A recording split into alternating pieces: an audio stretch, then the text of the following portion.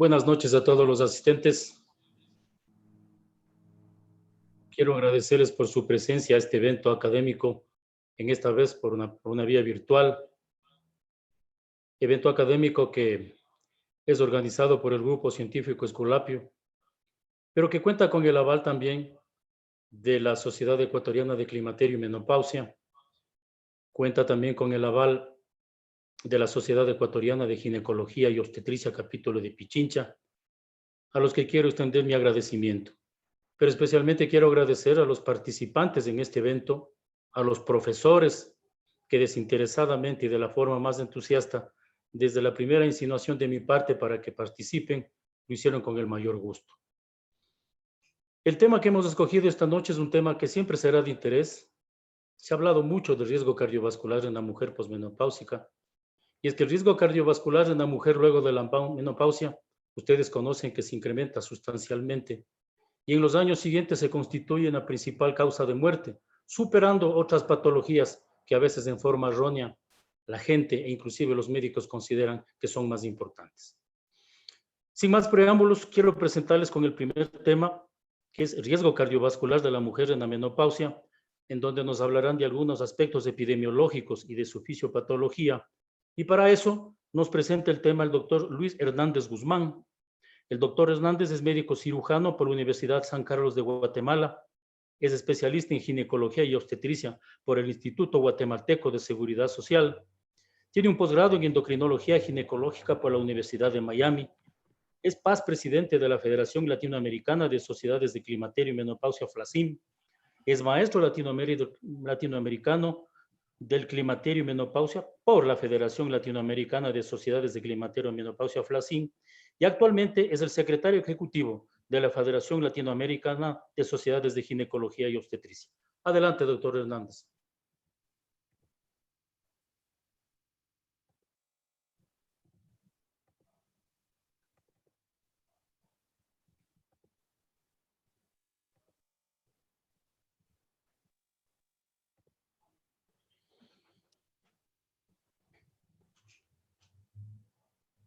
Muy buenas noches. Quiero agradecer al comité organizador de este evento la oportunidad de poder compartir primero con altos maestros, a quienes más que maestros considero antes mis amigos. Segundo, por la oportunidad de poder alternar con colegas ecuatorianos, a quien me une un vínculo especial. Tengo algún periodo de tiempo en no llegar a Ecuador. La pandemia todavía lo limita más, pero esta vía tecnológica me permite compartir con ustedes. Y el tema que se me encomendó es los factores de riesgo cardiovascular en la mujer en la postmenopausia. Y es un tema interesante. Y es un tema interesante desde el punto de vista de la especialidad del ginecólogo, porque desde el aparecimiento del estudio WHI en julio del 2002 en la revista JAMA y posteriores publicaciones del mismo, se dieron a la tarea de desvirtuar el beneficio de la terapia hormonal de reemplazo de aquella época, la hoy llamada terapia hormonal en la menopausia, sobre todo en el beneficio cardiovascular y en la prevención y en la protección del sistema cardiovascular en la mujer. Obviamente, con el paso de los años, se encontraron un sinnúmero de sesgos que desvirtuaban las conclusiones del estudio WHI, sobre todo en relación a la protección cardiovascular, pero eso trajo por la borda durante los siguientes casi 20 años el que el médico y la paciente en etapa del climaterio creyera y confiara en la terapia hormonal en la menopausia. Ahora, cuando hablamos de enfermedad cardiovascular, ¿hasta dónde el ginecólogo debería de participar? Y es que desde el punto de vista práctico, los que tenemos que ver con el cuidado de la salud de la mujer en una etapa tan importante como es la etapa del climaterio, tenemos una ventaja sobre las especialidades como medicina interna, endocrinología, aún cardiología. y es que nosotros vemos a las mujeres sanas, tenemos la oportunidad de poder ser preventivos. Los especialistas ven a la mujer cuando llega con hipertensión o con antecedentes de enfermedad cardiovascular o con alteración del perfil de lípidos, etcétera, que hacen que ya no se encuentre en una posibilidad preventiva, sino definitivamente curativa. Y no sé en Ecuador, pero en los países a los que yo represento, que son el área centroamericana, el ginecólogo se convierte casi en el médico de atención primaria en la mujer, porque nos consultan ya no solo para la atención del parto o la toma de su Papa Nicolau, sino también nos consultan casi por cualquier problema a nivel familiar y, por supuesto, a nivel personal. Y con todo y ello, el climaterio y menopausia es una etapa de la vida de la mujer en donde simultáneamente a perder su capacidad fértil por salir de su etapa reproductiva, también entra en un proceso de envejecimiento y de deterioro de la actividad hormonal del ovario, que es progresivo, que es irreversible y que por supuesto conlleva un sinnúmero de cambios metabólicos y endocrinos asociados a ese hipoestrogenismo y a esa pérdida de la actividad hormonal por el ovario. Y si en algún momento la mujer debe de estar sensibilizada, y el médico también, de que los estrógenos intervienen en la actividad de casi todos los órganos importantes de la mujer, es en la etapa del climaterio, porque se dan cuenta de que el metabolismo, la sintomatología, lo que nosotros en Centroamérica le llamamos los incendios, los bochornos, los calores, la irritabilidad, el insomnio, la depresión, el agotamiento físico, forma parte de lo que hoy se conoce como transición menopáusica. Lo que nosotros como médicos de atención primaria en la mujer debemos de empujar a hacer es evitar todas aquellas consecuencias que tienen relación estrecha con el hipoestrogenismo. Y en ese caso en particular, la enfermedad cardiovascular es una de ellas.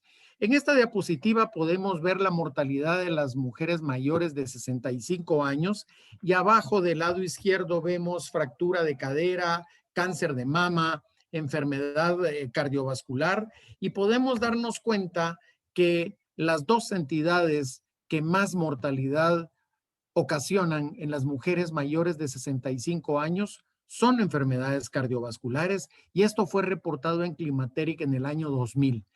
Y hoy por hoy la causa número 1 de muerte en la mujer latinoamericana y la mujer en el mundo arriba de los 65 años es un episodio cardiovascular. Y curiosamente, un episodio cardiovascular en donde, entre otras cosas, hay un hipoestrogenismo marcado. Sin embargo, este estudio adaptado de Mosca nos menciona cuál es la percepción de la mujer de los principales riesgos en su salud. Y a lo que más le teme la mujer cuando rebasa los 50 años es al cáncer de mama. Y el cáncer de mama se vuelve casi un fantasma en la espalda de la mujer que entra en la etapa del climaterio y no deja de tener razón, porque el riesgo de cáncer de mama aumenta conforme avanza la edad. Pero cuando hablamos de realmente de qué se mueren las mujeres, nos vamos a dar cuenta que de cáncer de mama se mueren muy pocas mujeres, sobre todo cuando la detección se hace muy tempranamente. Sin embargo, a cambio de esto, 1 de cada 3 mujeres se muere de una enfermedad cardíaca. Y si le agregamos un 10% de accidentes cerebrovasculares o de enfermedades cerebrovasculares, vamos a tener que casi 1 de cada 2 mujeres en esta etapa importante de su vida fallecen de un evento cardiovascular. Aquí tenemos las estadísticas europeas en enfermedad cardiovascular en el 2005. ¿Y por qué traigo las del 2005? Porque quiero sensibilizar a la audiencia que nos acompaña hoy que la importancia de la enfermedad cardiovascular realmente está determinada a lo largo de los años por la estrecha relación que hay entre el hipoestrogenismo y la enfermedad cardiovascular de la mujer. Y en esta estadística europea de enfermedad cardiovascular, de nuevo, el 30% de la tasa de mortalidad en mujeres alrededor de 65 años en la Unión Europea es un evento cardiovascular, una enfermedad cardiovascular, un infarto, un accidente cerebrovascular. Este estudio de Cannell de 1987 habla de Framingham y de la incidencia de eventos cardiovasculares por 1,000 mujeres por año. Y fíjense ustedes que lo curioso de esto es que, por un lado, cuando vemos a las mujeres en etapa premenopáusica, del lado derecho donde apareció la flecha, y por el lado izquierdo, los grupos etarios de la mujer entre 40, 44 y más años, mientras mayor es la mujer, aún estando en premenopausia, mientras mayor es la mujer, mayor es la incidencia de eventos cardiovasculares. Y cuando hablamos de la mujer posmenopáusica, de la misma manera, es mayor y mucho mayor si está en posmenopausia que si está en premenopausia, a pesar de estar en los mismos grupos etarios. ¿Qué podemos sacar como conclusión de esta diapositiva? 2, que mientras mayor es la mujer, mayor es su riesgo cardiovascular, y que mientras más expuesta al hipoestrogenismo está, mayor es su riesgo cardiovascular y mayor es su incidencia de eventos cardiovasculares, hasta un 6.5 por 1,000 mujeres año entre los 50 y 54 años, cuando la mujer llegó a su menopausia a los 50 años más menos 2. El estudio RedLink de la edad de la menopausia, RedLink es una red de investigación en climaterio de América Latina que está liderada por Juan Blumel de Chile, pero que arropa todos los países de América Latina.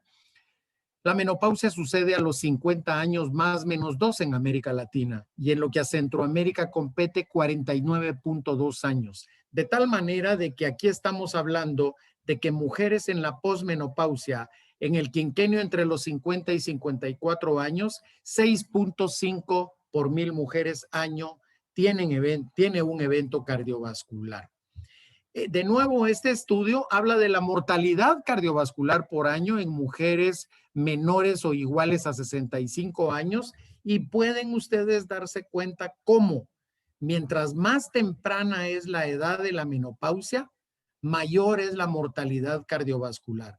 Si la menopausia sucede como una falla ovárica prematura antes de los 40 años, 40.9, entre la década de los 40 a los 49 años, 3.4, y arriba de los 50 años, por supuesto que la causa de mortalidad es importante, pero se mueren más mientras más tempranamente hay una falla ovárica.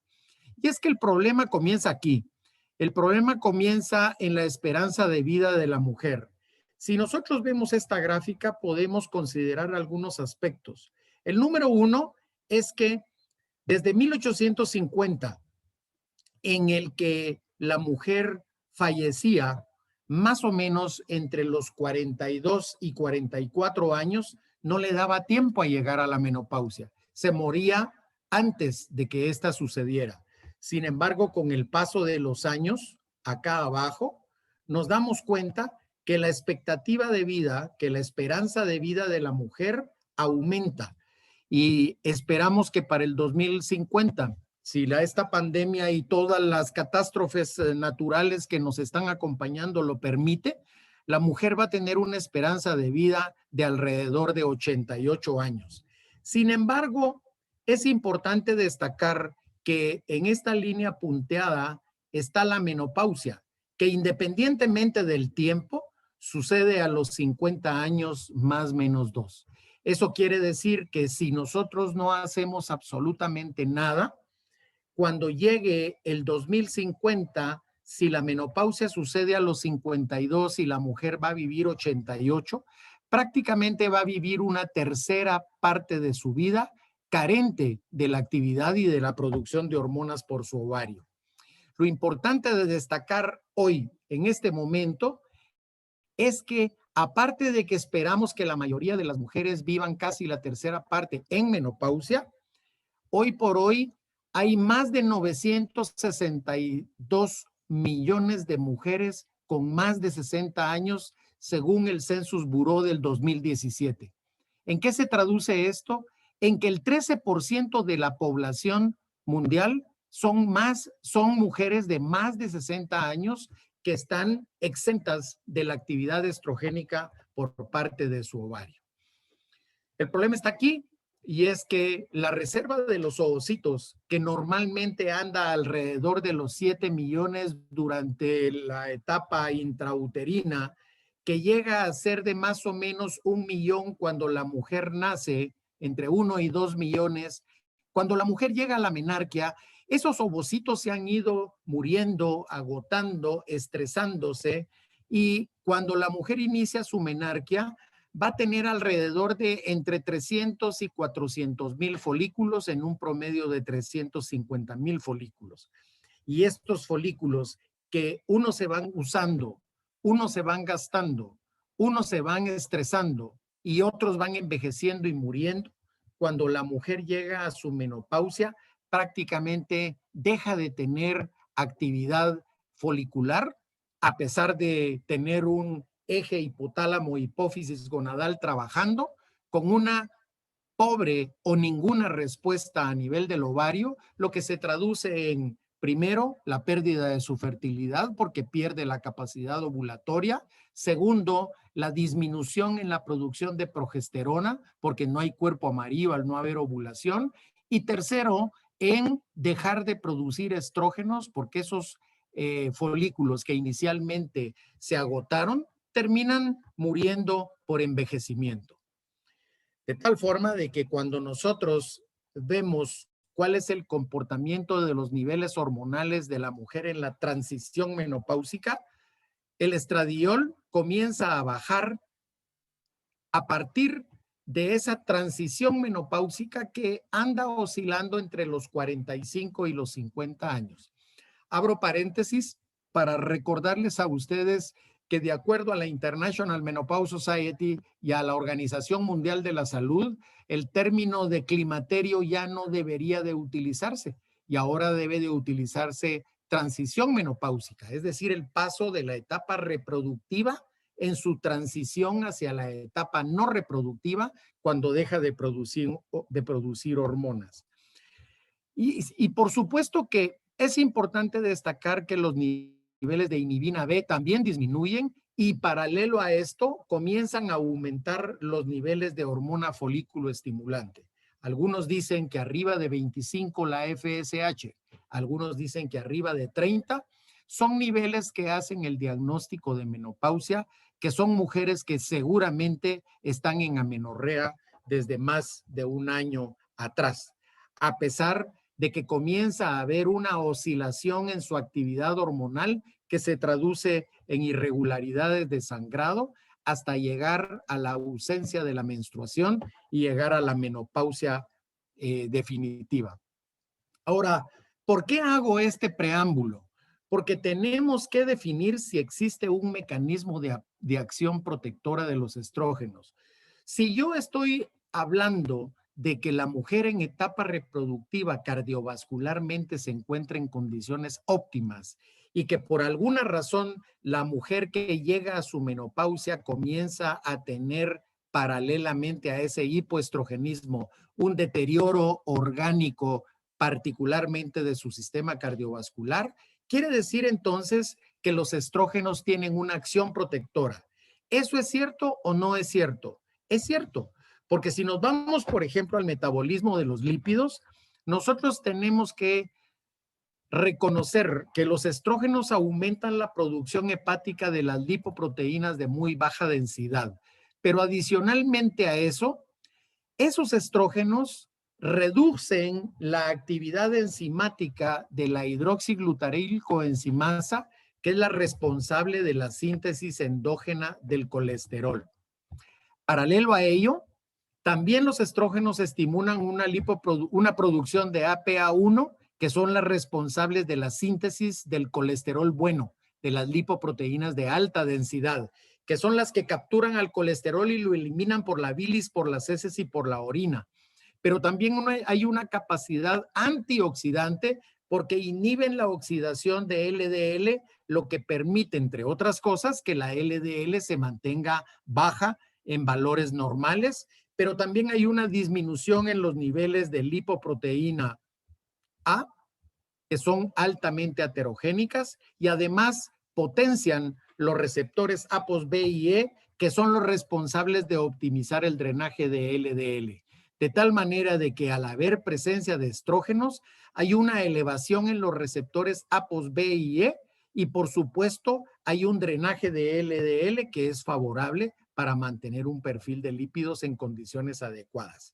De tal manera de que cuando trasladamos a el componente sistémico directo de los estrógenos en el aspecto cardiovascular sistémico o directo de una manera dirigida, a nivel sistémico vamos a encontrar un perfil de lípidos neutro con una lipoproteína de alta densidad alta, con una lipoproteína de baja densidad baja, con LPA disminuidas, con un colesterol total normal y con triglicéridos que deberían de estar en condiciones óptimas normales. Pero adicionalmente, el componente no lipídico determinado por el metabolismo de los carbohidratos, que debe de estar neutro, pero que al no haber estrógenos, hay aumento negativo de los factores de coagulación, aumentando la posibilidad de trombos, de émbolos y de coágulos, y lo vemos en la siguiente diapositiva.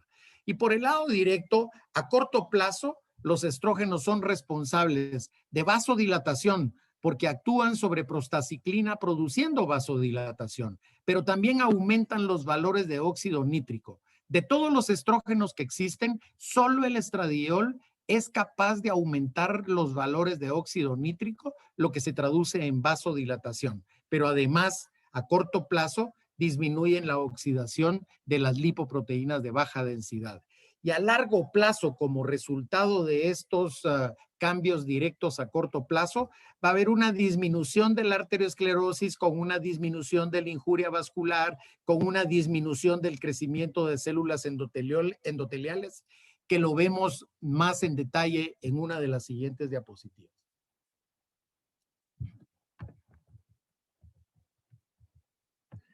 De tal manera de que cuando nosotros vemos una arteria en la porción de arriba del slide, vamos a ver a aquella mujer que no está recibiendo terapia hormonal. Vean ustedes cómo progresivamente se va deteriorando la misma. Si nosotros iniciamos tempranamente y de una manera continua la terapia hormonal, el sistema vascular se mantiene en condiciones óptimas. Y si nosotros comenzamos tardíamente la terapia hormonal en la tercera gráfica inferior, como sucedió con el estudio WHI, vamos a encontrar que ya ha transcurrido más de 10 años de un hipoestrogenismo que va a alterar y a modificar negativamente todos aquellos componentes que cuidan el corazón. ¿Y qué pasa con la pared de los vasos?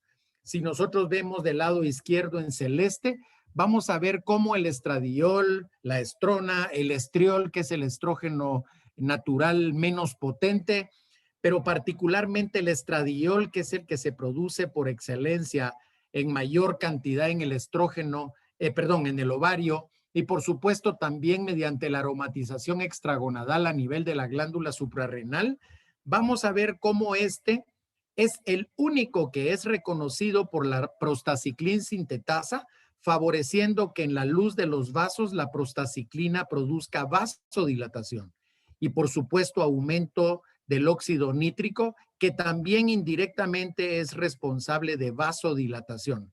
Por eso es que las jóvenes que no tienen un componente gestacional, etcétera, no tienen hipertensión arterial porque producen estrógenos, entre otras cosas, porque tienen un sistema cardiovascular sano y que por supuesto esta actividad estrogénica favorece esta condición.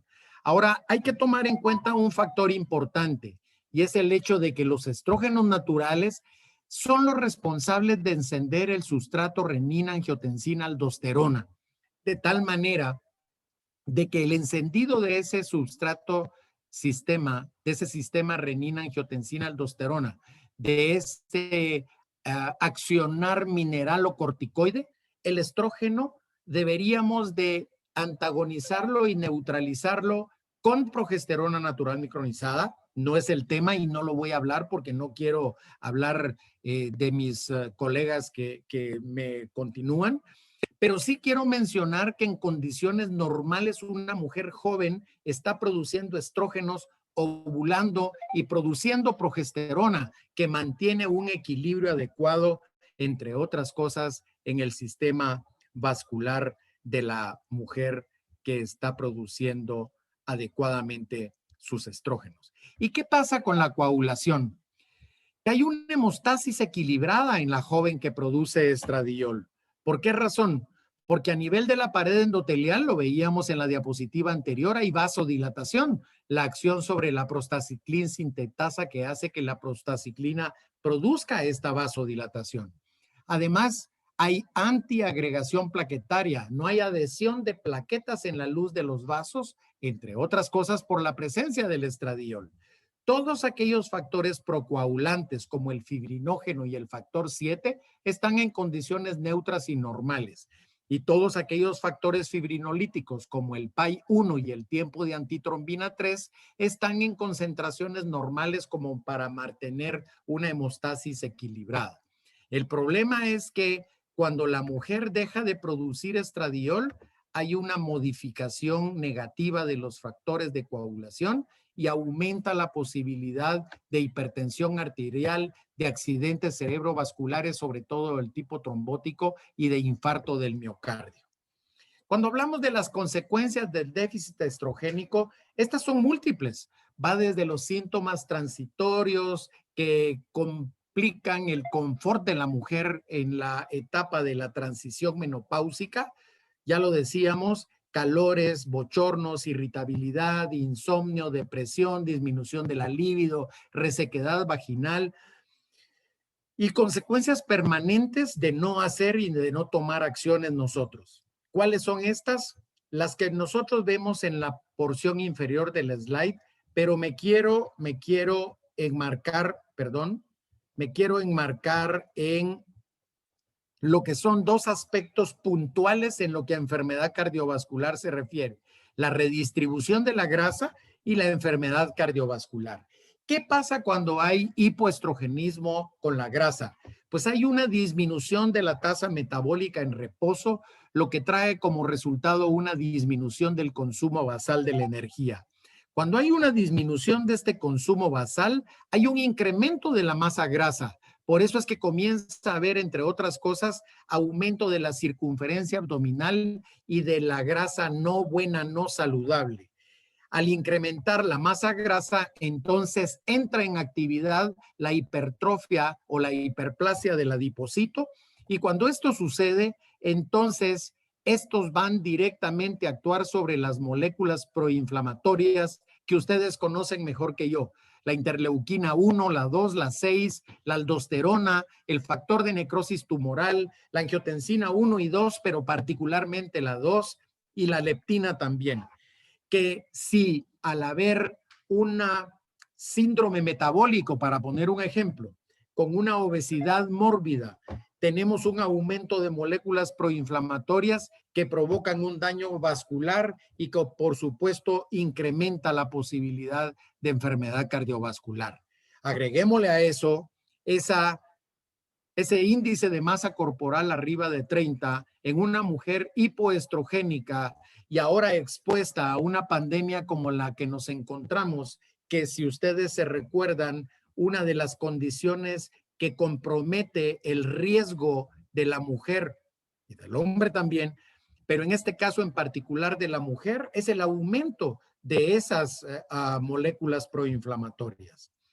Cuando hablamos del metabolismo de la mujer, entonces debemos de recordar que hay una tendencia a ganancia de peso en la etapa del climaterio.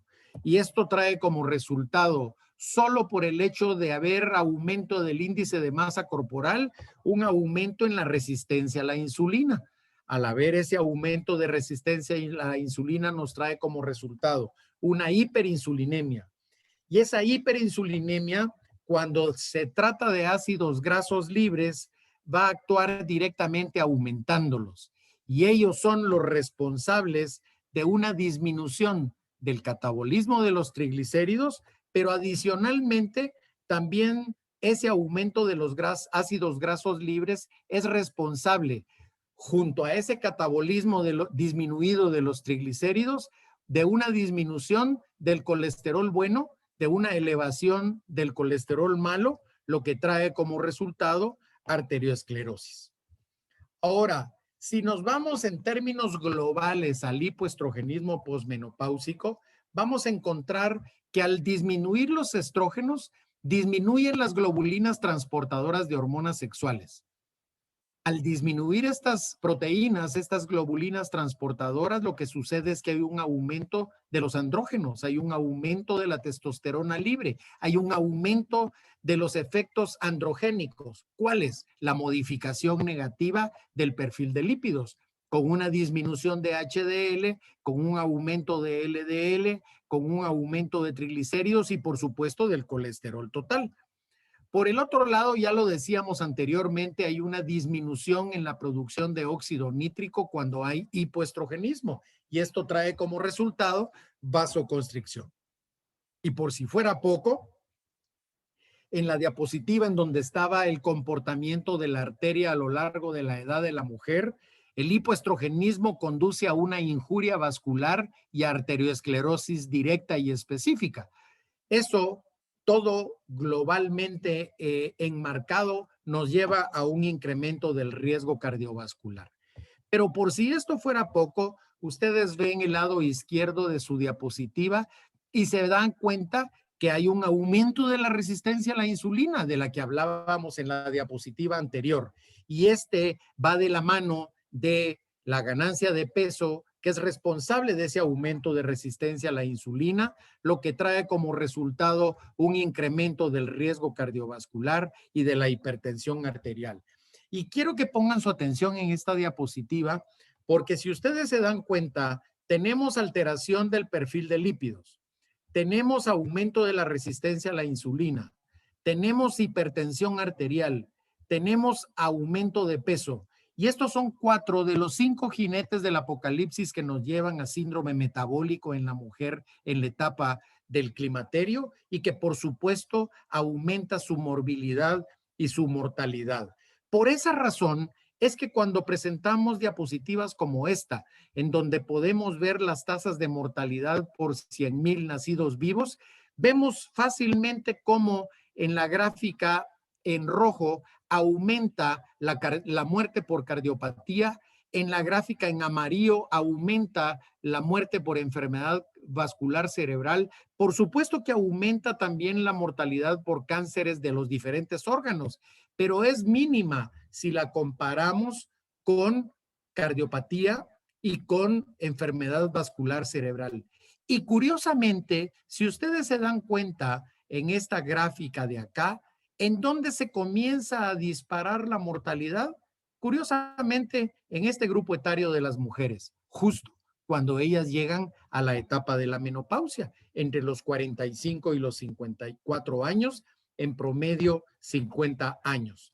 De tal forma de que termino con esta diapositiva trayendo 3 mensajes de reflexión. En primer lugar, que no debemos dejarnos confundir y que si nosotros queremos aportarle calidad de vida a la mujer en esa tercera etapa de su vida, cuando está ella en la postmenopausia, debemos de actuar. Nosotros somos quienes tenemos la última palabra. Finalmente somos nosotros los que tenemos la posibilidad de discernir sobre las diferentes actividades, ya sea presentadas en estudios de investigación o la farmacoquímica o la endocrinología ginecológica, que esa no cambia. Leon Spiroff decía que podrán aparecer todos los estudios del mundo, pero que los libros de texto de la endocrinología ginecológica siguen diciendo exactamente lo mismo, porque el sistema endocrino de la mujer no cambia a lo largo de los años. Sigue siendo la misma respuesta de ella hace 50 años que ahora lo importante de destacar es que nosotros nunca vamos a poder convencer a alguien de algo que no estamos totalmente convencidos. Tenemos que estar garantes de que cuando vemos a una mujer en la etapa del climaterio, lo más importante de mencionar en este aspecto es que en salud femenina, prevenir no es una opción, es una obligación de todos los que tenemos que ver con la salud de la mujer en esta etapa tan importante. Muchísimas gracias por su tiempo. Estoy a disposición del señor coordinador, el doctor Aguirre, para que al final podamos hacer las preguntas que sean de su agrado y de su interés. Muchísimas gracias, doctor Aguirre. Bueno, muchas gracias, doctor Hernández, con este preámbulo, con esta magnífica presentación que nos enrumban en lo que queremos nosotros, en lo que buscamos en esta reunión, que los asistentes conozcan a profundidad qué es lo que sucede en la mujer a partir de la menopausia. Pasamos al siguiente tema. El siguiente tema es prevención primaria de eventos cardiovasculares en la menopausia, fundamentos y resultados. Es decir, le hemos pedido al doctor Dolberg que nos diga si es factible la prevención cardiovascular primaria, desde cuándo y cómo tenemos que hacerlo. Adelante, doctor Dolberg, por favor.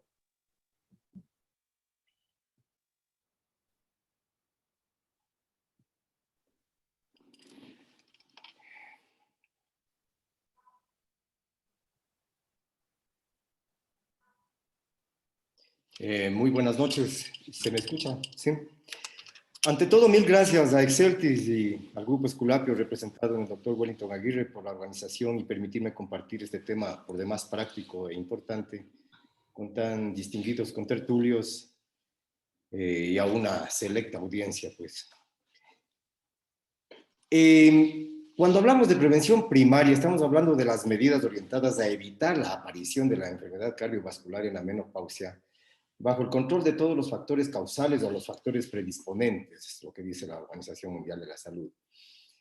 Hablamos de enfermedad cardiovascular, pues con muerte coronaria, infarto, insuficiencia, angina, accidente cerebrovascular isquémico, hemorrágico y transitorio, la enfermedad arterial periférica, la insuficiencia cardíaca, según lo menciona el estudio Flanagan, que es al que me voy a dedicar en la primera parte un poquito a topar. La enfermedad cardiovascular es la primera causa de muerte en el mundo en mujeres de más de 50 años, ya lo ha dicho el doctor Hernández. Es muy inferior a la de los hombres antes de los 50 años. Los factores de riesgo en mujeres posmenopáusicas pues, son igual que en los hombres pasada esta edad. El Women's Health Initiative reportó un exceso de riesgo de enfermedad cardiovascular con el tratamiento estrogénico progestina en mujeres de más de 60 años. Entonces viene la teoría del timing, que en mujeres de 50 a 59 años, como estaba explicando, pues el doctor Hernández, el riesgo de enfermedad cardiovascular no se evidenció, sobre todo con la terapia de reemplazo hormonal transdérmica. Bueno, por eso le dejo para el siguiente contertulio. En el Ecuador, las principales causas de muerte son la enfermedad isquémica, vean ustedes, las enfermedades cerebrovasculares y las enfermedades hipertensivas. De ellas suman un 22.5%. Es la cuarta parte. Realmente es alto, ¿no? La importancia creciente de la enfermedad cardiovascular empieza por allá en los 60, porque entre los 30 y los 50, las medidas de saneamiento, la mejora de las condiciones de vida, el descubrimiento de los antibióticos, hizo pues que se controlaran todas esta patología que es la que más mataba, y empezó pues a mejorar la supervivencia de la población. Tanto así que Franklin Roosevelt murió a causa de un problema cardiovascular, cuando el problema de él era la poliomielitis y impulsó la búsqueda de ella. Fue así que Harry Truman, en 48, pues firma la famosa National Heart Act, en donde menciona la nación americana está gravemente amenazada por las enfermedades del corazón y la circulación. Es así pues que empieza el famoso estudio Flanagan en esta ciudad, un estudio de cohortes, el más grande que se ha hecho en la historia de la humanidad. En el año 48 empezó con 5.209 hombres y mujeres de 30 y 62 años. Observa la epidemiología de esta enfermedad y pone en evidencia los factores de riesgo. Básicamente son estos. En los años 60 se dio cuenta que era el tabaquismo. En el 61 el colesterol, la presión arterial. En el 67 se vio que la actividad física disminuía y la obesidad aumentaba. En los 70 la hipertensión arterial. En el 76 es en donde se ve que la menopausia ya se le vincula como un incremento alto en el riesgo de la patología cardíaca. Luego en el 78 los psicológicos, los niveles elevados del colesterol, la hipertrofia ventricular izquierda. Se observó que a los 40 años el riesgo de padecer enfermedad cardiovascular es 50% en hombres y 33% en mujeres. Miren la diferencia. Todo lo que explicaba pues el doctor Hernández. En el año 2000 se observa que la llamada presión arterial normal alta, es decir, entre 120 y 139, o una presión diastólica entre 80 y 89, incrementa el riesgo de padecer enfermedad cardiovascular. La presión arterial en la vida pues nos subirá al 90% de la población. La obesidad luego se comprueba que también es un factor importante, los niveles de aldosterona, pero la asociación genómica es uno de los hitos más importantes de este estudio.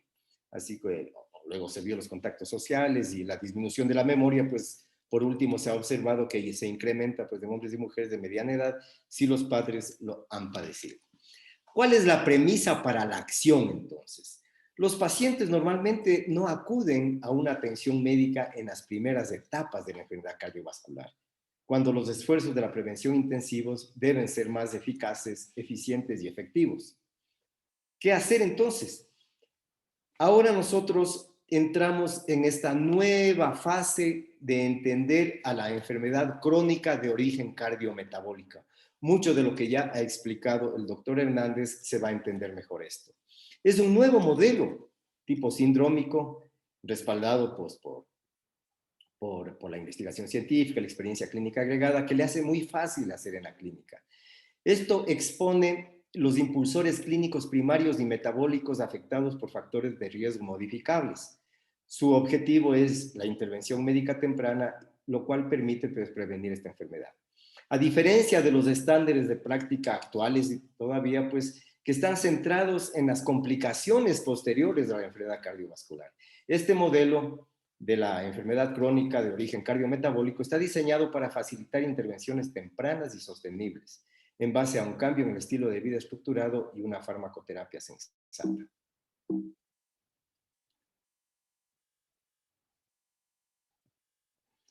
¿Cuáles son los determinantes primarios de la enfermedad cardiometabólica? La genética, el contexto y el comportamiento. Todos tenemos más o menos genes que nos van a llevar a este problema. Sin embargo, estos aparecerán el momento que el contexto histórico, geográfico, cultural, de comidas, de ejercicio, etcétera, dispare a través del ordenamiento epigenético a los genes que están esperando a ser estimulados. Obviamente, si el paciente, y sobre todo el médico, comprende que el comportamiento va a cambiar el contexto del individuo, esta genética será más tarde o tal vez nunca, y el individuo, pues, o la persona, en este caso la paciente, no entrará en esta patología. ¿Cuáles son los determinantes metabólicos? Son dos, como ya lo había explicado con lujo de detalle el doctor Hernández. La enfermedad crónica basada en la adiposidad y la disglucemia. Esto podemos ver tempranamente. Ambas se juntan, como muy bien lo explicó, en la resistencia a la insulina. La adiposidad anormal, esta acumulación de tejido adiposo, sobre todo en la zona pericárdica, epicárdica, genera un proceso inflamatorio. Ya lo explicó también el doctor Hernández, la fosfolipasa A2 tipo 2 lleva a una mayor hidrólisis de fosfolípidos, los ácidos grasos libres locales, alteración del impulso nervioso, aquí vienen las arritmias, pues la fibrilación, la inflamación vascular, la aterosclerosis y la ateromatosis, la rigidez arterial, y por último la fibrosis y la apoptosis de los cardiomiocitos, que lleva a la hipertrofia ventricular izquierda y, entre otras cosas, a la esclerosis de la válvula aórtica. Esta adiposidad patológica es resultado en parte de estilo de vida poco saludables y se detecta mal con la antropometría convencional.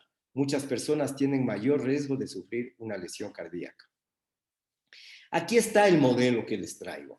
Entonces, tenemos una etapa 1 de riesgo, una etapa 2 donde ya está la preenfermedad, la enfermedad ya se ha manifestado en etapa 3, Y en etapa 4, pues ya tenemos todos los trastornos cardiometabólicos, mecánicos, con todas las lesiones macrovasculares y microvasculares, que muy bien lo explicó mi colega.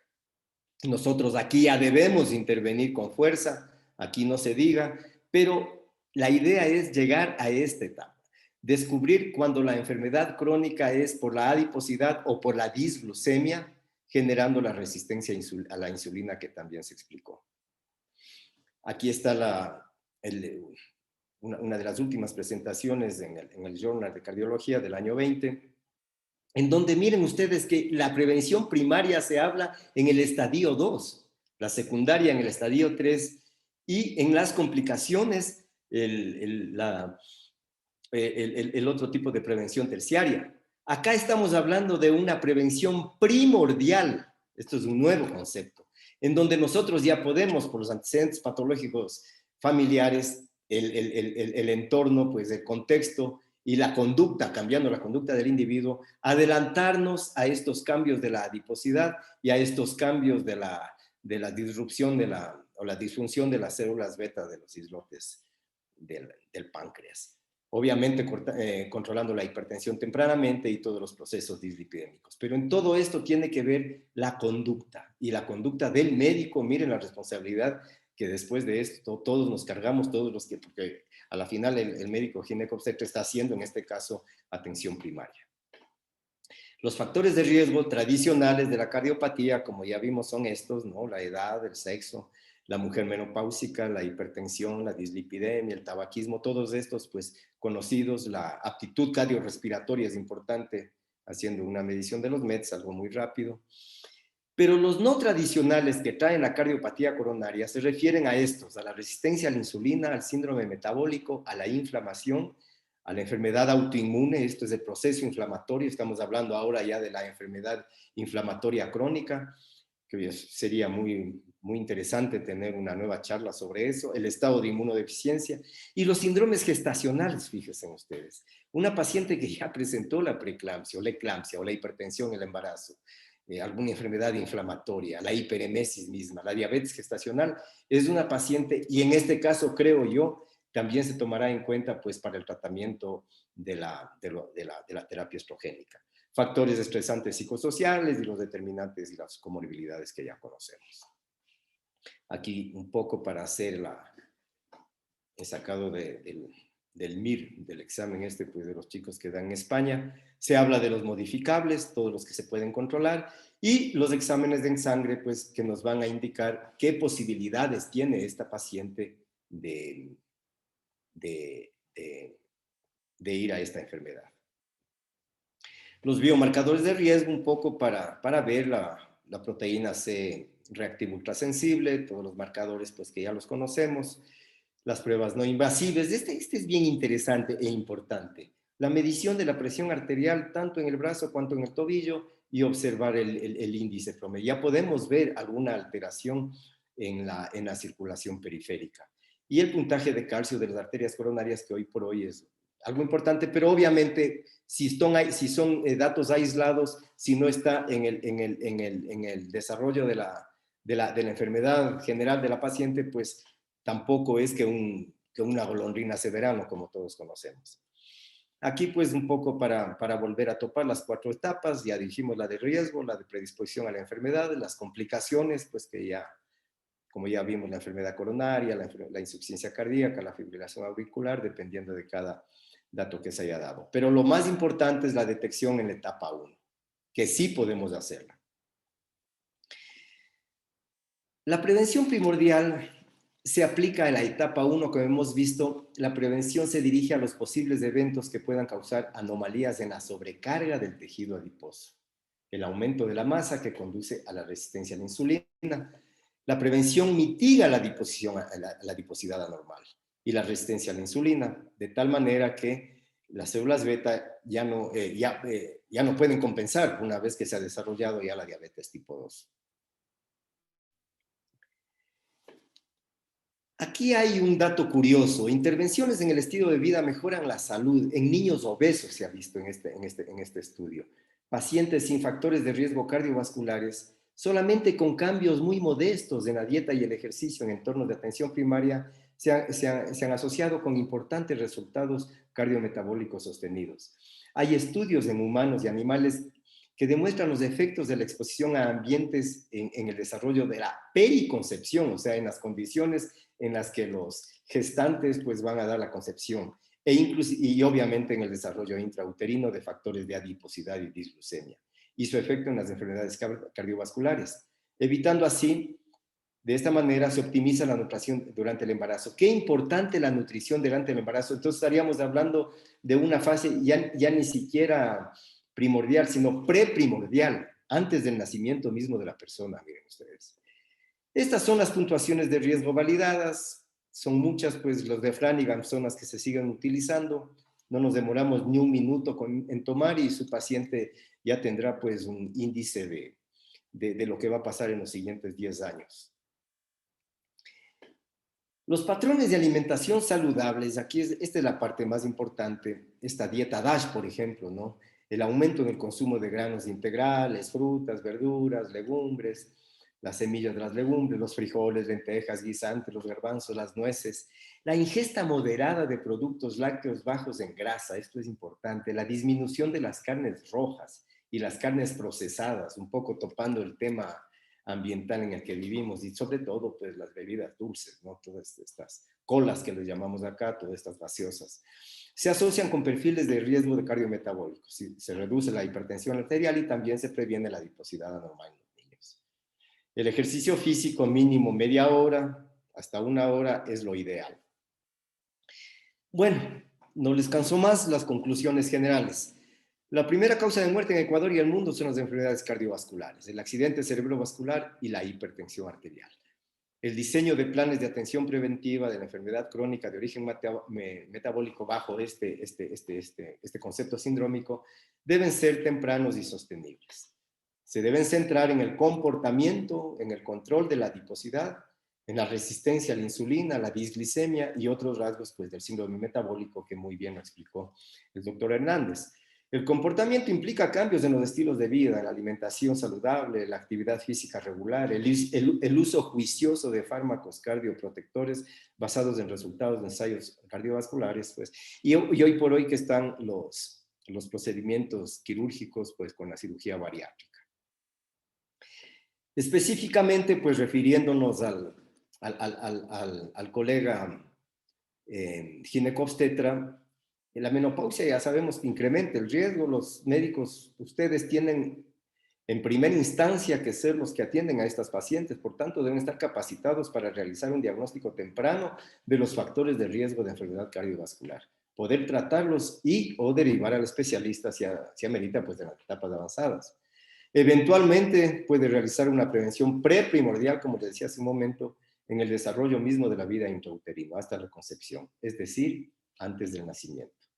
Y esto como una perlita les he traído, el concepto de sindemia.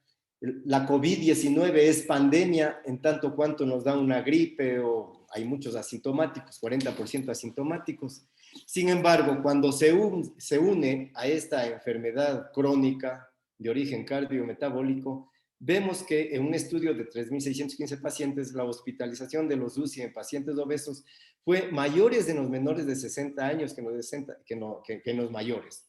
Los mecanismos para esta observación incluyen altas proporciones de leptina adiponectina, el sedentarismo, el aumento de la expresión de la ECA2 en el tejido adiposo epicárdico, enfermedades cardiopulmonar concurrente y la adiposidad lipotóxica. Miren ustedes cómo este fenómeno no solo se aplica en los estadounidenses, que es donde se hizo, ¿no? El estudio que tienen un mayor índice de masa corporal, sino también en asiáticos y latinos, que somos más propensos a acumular grasa visceral ectópica y a la disglicemia con elevaciones leves a veces o inclusive con un índice de masa corporal normal. Qué importante hacer una investigación precoz. Un vínculo común son los estilos de vida occidentales, que nos hemos dado cuenta, poco saludables. La naturaleza cada vez más enferma de poblaciones con mayores factores de riesgo cardiometabólicos a edades más tempranas y por debajo de los umbrales de detección amplifica los efectos de cualquier agresión aguda.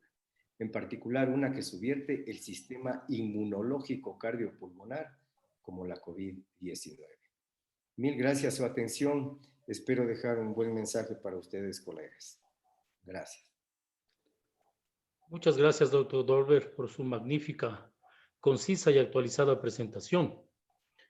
Había omitido yo, por un descuido mío, mencionar el brillante currículum vitae del doctor Dolber. No quiero dejar pasar la oportunidad para mencionar que el doctor Dolber es doctor en medicina y cirugía por la Universidad Central del Ecuador, es especialista en medicina interna por la Universidad de Paraná, Brasil, tiene una maestría en ciencias internacionales, otra maestría en innovación y es miembro activo del Grupo Esculapio en Quito, Ecuador. En el siguiente tema, que es terapia hormonal de la menopausia, beneficios cardiovasculares, tenemos como speaker invitado al doctor Jaime Urdinola Moreno. El doctor Urdinola es doctor en medicina y cirugía por la Universidad Colegio Mayor del Rosario de Bogotá, Colombia. Es especialista en ginecología y obstetricia por la Universidad Colegio Mayor del Rosario de Bogotá, Colombia. Es especialista en endocrinología ginecológica y reproducción humana por la Universidad de Westfalia, Münster, República Federal de Alemania. Es miembro institucional del Departamento de Ginecología y Obstetricia y Reproducción Humana de la Fundación Santa Fe de Bogotá de Colombia y ejerce su práctica privada en Asociación Médica de los Andes en Bogotá, Colombia. Adelante, doctor Urdinola, con su tema. Buenas noches.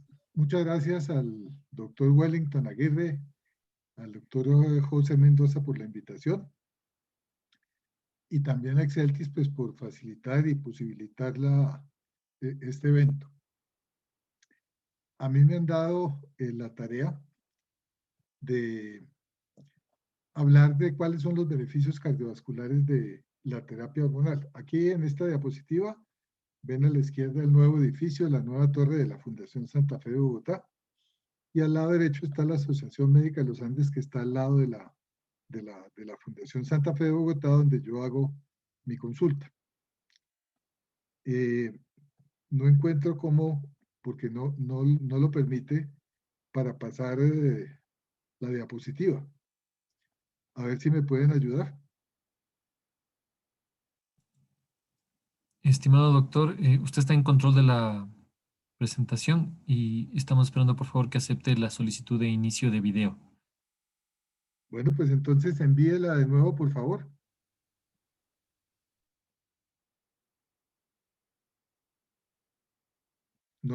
Ok, start my video. ¿Listo? Perfecto, doctor, lo vemos claramente. ¿Puede usted ya cambiar las diapositivas manualmente? No la puedo cambiar. Entonces, Por favor, sigamos a don José dele, Manuel. por favor un clic a su pantalla de presentación y puede moverlas manualmente con las flechas de su teclado. Sí, pero no lo estoy logrando ni tampoco puedo escaparme. ¿Por qué no me hace el favor y me ayuda y usted va pasando las diapositivas? ¿De acuerdo? Con eso no perdemos. Tendría que tener control de su máquina, doctor. Voy a enviarle una solicitud de control, por favor, acéptela. Bueno, pero ¿cómo hago yo para salirme? No, Porque no tengo el puedo. material de su presentación. Tendría que hacerlo controlando su máquina. Creo que le voy a enviar una solicitud de control o lo mejor es que usted salga de la presentación, vuelva a entrar para tener control de ella. ¿Y cómo salgo? Porque aquí está New Share. A ver qué puedo hacer. Ya salí. Entonces ahora sí puedo volver a empezar. Permítame, voy a detener su pantalla. Ya. Listo. Por favor, vuelva a compartir, doctor. Ok. Mil disculpas para todos, pues, pero a veces pasan estas cosas desafortunadamente. Bueno, lo importante es que no tengo ninguna declaración de interés que dar. Estuve como director médico en Colombia, Ecuador y Perú de Laboratorios Guae, pero eso fue hace ya 16 años. Y no tengo ningún problema ahora. ¿Cómo empieza todo este cuento acerca de qué hacer con la terapia hormonal de la menopausia si eso nos va a servir y para qué nos va a servir. Entonces, aquí en la parte de arriba, ustedes ven que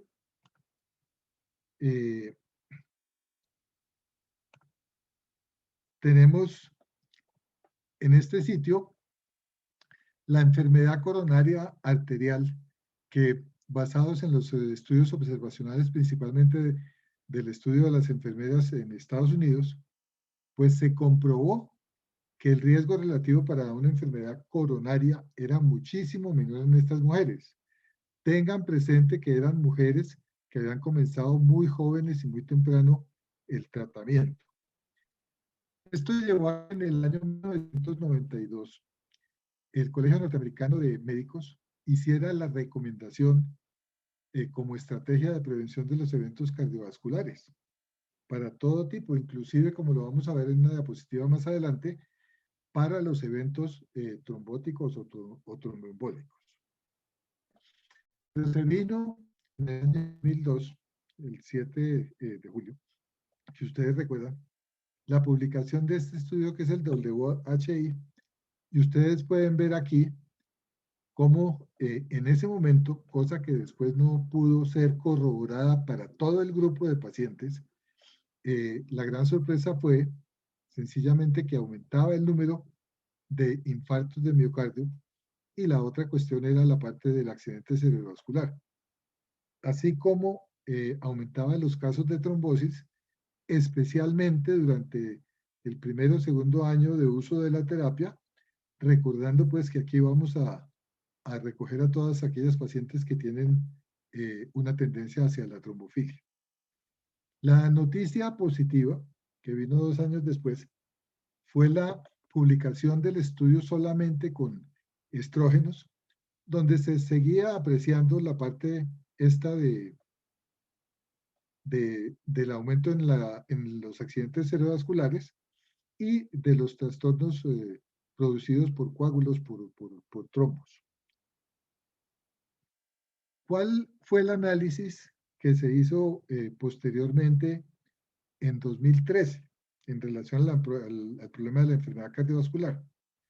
Joanne E. Manson, que es una investigadora del Brigham and Women's en Boston, entonces encontró que la terapia con estrógenos entre 50 a 59 años tenía probablemente un efecto diferente, porque se vio, por eso les dije antes que disminuía, no se pudo comprobar todo lo del grupo inicial o el grupo considerado globalmente del estudio de la WHI. Entonces vemos cómo disminuía en 3 casos de enfermedad coronaria por cada 10.000 mujeres, aumentaba tan solo un caso de tromboembolismo venoso por 10.000 mujeres, y sin embargo presentaba sino menos de un caso extra de accidente cerebrovascular por 10.000 mujeres, y el riesgo de infarto del miocardio se veía disminuido en un 40%, lo cual es una noticia bastante positiva y halagadora.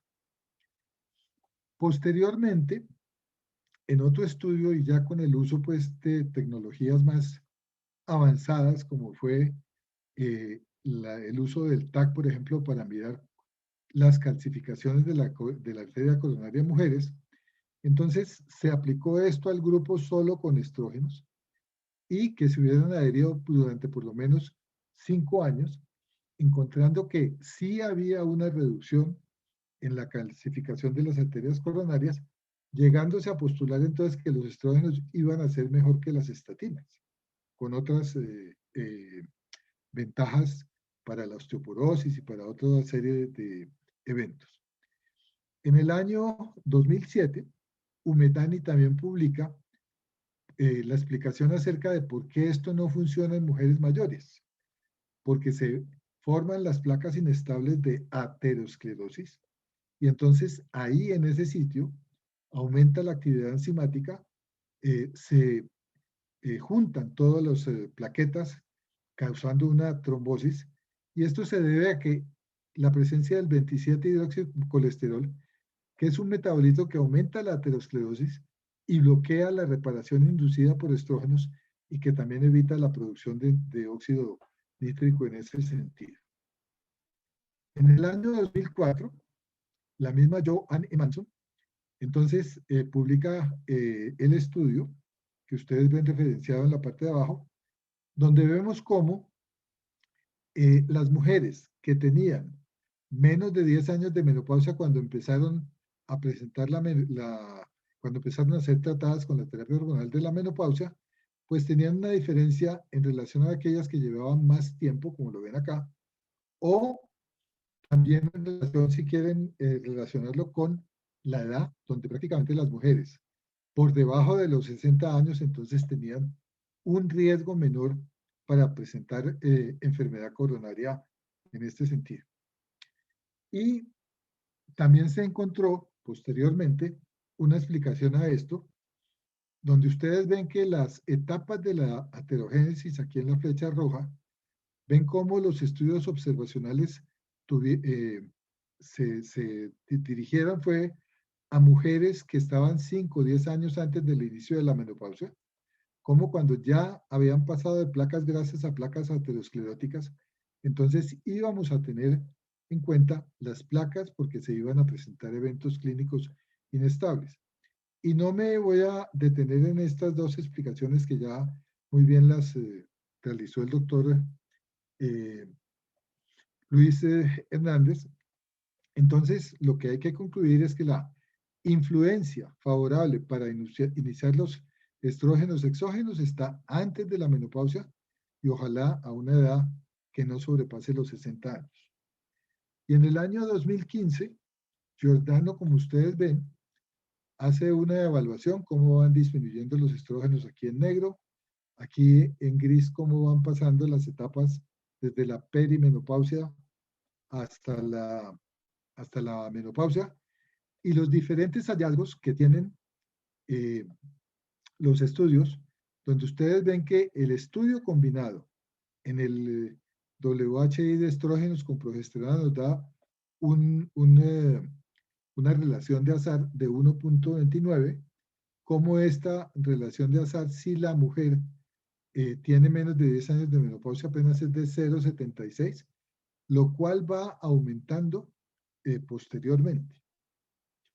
Entonces, teniendo en base todos estos antecedentes, se llevó a cabo el estudio Cronos para la prevención estrogénica con estrógenos, que es el estudio KIPS como está resumido en la sigla. Y se utilizaron 800 mujeres a quienes se les administró 0.45 miligramos de estrógenos equinos conjugados, 200 miligramos de progesterona durante 12 días, comparándolas con otro grupo con 0.050 miligramos transdérmicos de estradiol, la misma dosis de progesterona, y el grupo placebo. Ahora, tengan en cuenta que ya no se pueden hacer esos estudios tan costosos, tan prolongados, como el WHI, porque no es posible, y entonces los cardiólogos utilizan la medida del grosor de la íntima media. Este estudio también incluyó una evaluación de la cognición. Entonces, ¿qué es importante de tener en cuenta? Que tanto el índice de calcio en las arterias coronarias como el índice del aumento en el grosor de la íntima media aumentaron en todos los grupos, sin diferencias que fueran significativas. Pero el poder para comparar los eventos clínicos fue insuficiente. Entonces, este estudio que aquí pueden ver prácticamente la progresión del grosor de la íntima media, donde no hay un resultado en ese sentido, pues no proporcionó la respuesta esperada, que era que probablemente los estrógenos iban con la asociación de un gestágeno al cual se le habían atribuido muchos de los efectos deleterios que habían demostrado las pacientes en el estudio WHI. Entonces, la conclusión fue que la terapia hormonal de la menopausia no disminuye la progresión de la aterosclerosis. La terapia hormonal debe manejarse para los síntomas vasomotores, pero si no es un riesgo, tampoco es un cardioprotector. Y hay una pregunta de una colega ecuatoriana que más adelante seguramente va a salir adelante, pero aquí me sirve para enfatizarles que hay que tener en cuenta que la autorización hoy en día para administrar la terapia hormonal de la menopausia es únicamente en mujeres sintomáticas, no como lo que propuso en el año 1992 el Colegio Norteamericano de Médicos. Y esto ha llevado a una polémica y a una discusión permanente, porque si ustedes ven, los miembros de la Sociedad Internacional de Menopausia la siguen recomendando, pero esto no es algo que esté autorizado por las agencias regulatorias de los distintos países. Cuando se publicó en el año 2002 el estudio ELITE-OLIT, que es un estudio de intervención temprana comparado con la intervención tardía de acuerdo a la edad de la mujer, entonces ellos, Edward Hodis de Los Ángeles, California, tomó mujeres con menos de 6 años desde la menopausia, comparadas con aquellas que tenían más de 10 años de menopausia. Ahí están los números de los dos grupos. Fueron un total de 643 mujeres. Les administró 1 miligramo de estradiol diario con 45 miligramos de progesterona en forma vaginal durante 10 días del mes versus el placebo. Y también hizo una medición de la íntima media. Encontró una diferencia. Aquí ustedes lo pueden ver en verde. En la menopausia temprana, el grosor de la íntima media de las carótidas se ve que no aumenta como en la menopausia tardía, como ustedes ven aquí en rojo. Entonces, el índice de las calcificaciones arteriales coronarias solamente se pudo evaluar en 167 participantes de las 643 iniciales. El efecto del estradiol sobre la progresión de la aterosclerosis va a diferir, siendo benéficos y menores en las mujeres que tenían menos de 6 años de menopausia, no en el índice de las calcificaciones arteriales coronarias, como lo ven ustedes aquí, que esto no llega a ser significativo. También hay que tener en cuenta y recordar que el ELIT no analiza eventos clínicos cardíacos porque no fue un estudio lo suficientemente grande para lograr analizar estos desenlaces. Entonces, ¿cuáles son las diferencias entre los dos estudios? El tiempo de la menopausia en años estuvo asociado significativamente con un aumento en el índice, del grosor de la íntima media. Ustedes ven ahí el valor. Entonces, las mujeres del estudio ELIT tuvieron una menor edad del reclutamiento, ya que en la línea de base el estrato de la menopausia temprana fue la edad de 55.4 años con un promedio de 3.5 años desde la menopausia. El KIPS no tuvo un estrato de posmenopausia tardía como en el ELIT, porque se dirigió únicamente a mujeres jóvenes. Y el tiempo desde la menopausia fue de cerca de 14 años. Las medicaciones y los regímenes fueron diferentes en los dos estudios, y el tiempo de seguimiento fue un poco mayor en el ELIT con 5 años frente a 4 años de KIPS. Posteriormente, Borman entonces comienza a hacer un análisis en Cochrane para saber qué ha pasado. Entonces, miren, la terapia hormonal no va a aumentar la muerte por todas las causas. Y tampoco va a aumentar las muertes cardiovasculares. Lo que sí está ligeramente elevado son los valores para el accidente cerebrovascular y bastante elevados para lo que es el tromboembolismo venoso. Y aquí pueden ver ustedes una comparación entre los diferentes estudios del DOPS, que es el estudio danés para la prevención de osteoporosis, el STOP-IT, los estudios del WHI, donde ustedes ven que para accidente cerebrovascular sí hay un aumento, aunque afortunadamente es ligero.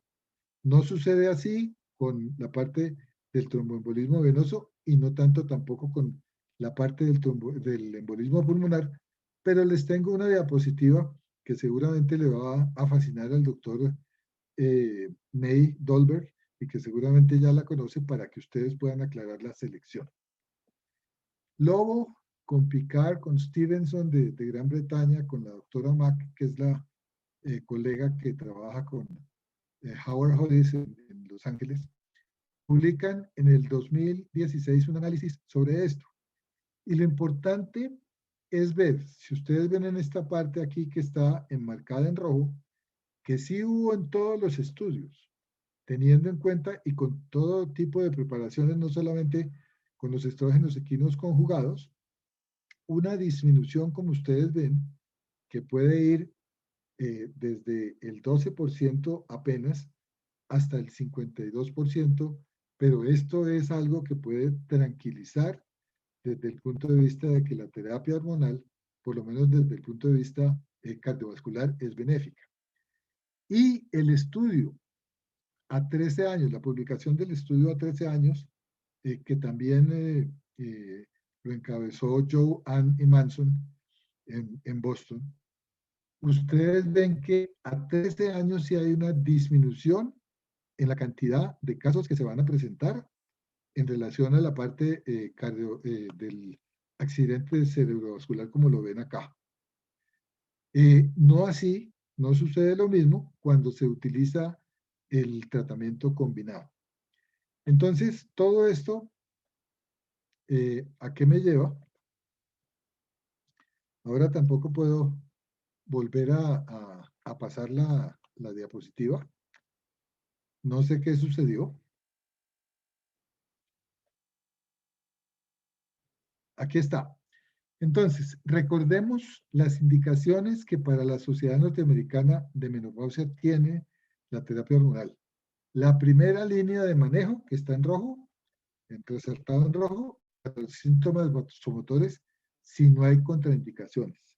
No hay hasta ahora decisión de uso más allá de los 60 años que esté respaldada de acuerdo con el criterio de BIES para la descontinuación, que esté respaldada por evidencia.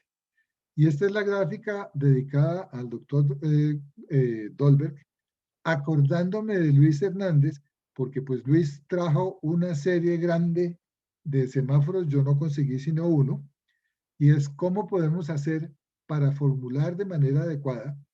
Y aquí está, en rojo, aquellas pacientes que están en alto riesgo, no les dé terapia hormonal de la menopausia. La que tiene una enfermedad aterosclerótica, la que tiene una enfermedad coronaria, la que tiene antecedentes de trombosis venosa o embolismo pulmonar, la que ha tenido un accidente cerebrovascular, un accidente isquémico transitorio o un infarto del miocardio, un trastorno de coagulación, cáncer de seno o un riesgo que nos van después a enseñar los cardiólogos a evaluar, mayor de 7.5% por la enfermedad cardiovascular aterosclerótica.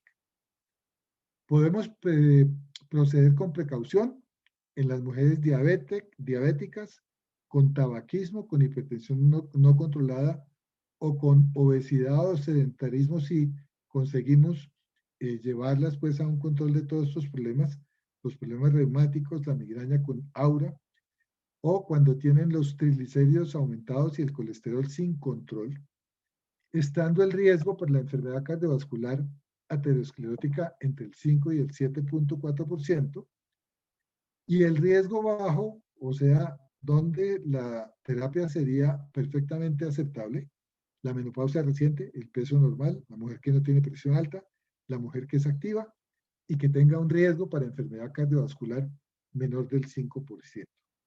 Si alguien desea que le mande la presentación, pero ya Exceltis les comentó que la pueden encontrar en su página web, entonces ahí la tienen. Muchísimas gracias y una feliz noche.